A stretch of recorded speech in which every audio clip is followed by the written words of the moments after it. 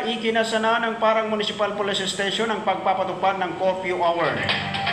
Sa bayan ng Parang, alinsunod sa Municipal Ordinance No. 03-2012 Series of 2012, ang ordinansa na nag-i-impose ng curfew sa mga taong may edad na 18 taong pababa mula alas 9 ng gabi hanggang alas 4 ng madaling araw.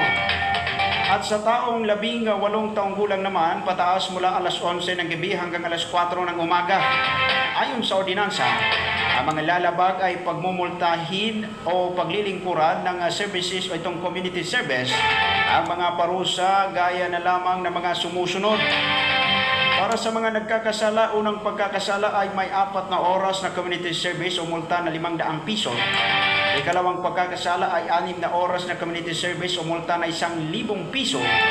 At ang ikatlong pagkakasala ay 8 oras na community service o multa na 1,500 pesos. Para naman sa mga magulang o tagapag-alaga ng mga minor o minor de edad na lumabag, ay unang pagkakasala ay 300 pesos.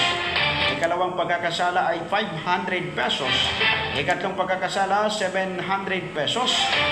Ikaapat at kasunod na pagkakasala ay mayroong 1,000 pesos. Nananawagan ang Parang Municipal Police Station sa publiko na makipagtulungan sa pagpapatupad ng curfew hour upang mapanatili ang kaayusan at kaligtasan ng lahat. Pinaalalahanan din ni Police Major Blen M. Lumasi, hepe ng Parang Municipal Police Station, ang mga magulang na tiyakin na ang kanilang mga anak ay sumusunod sa curfew hour na ipinatutupad.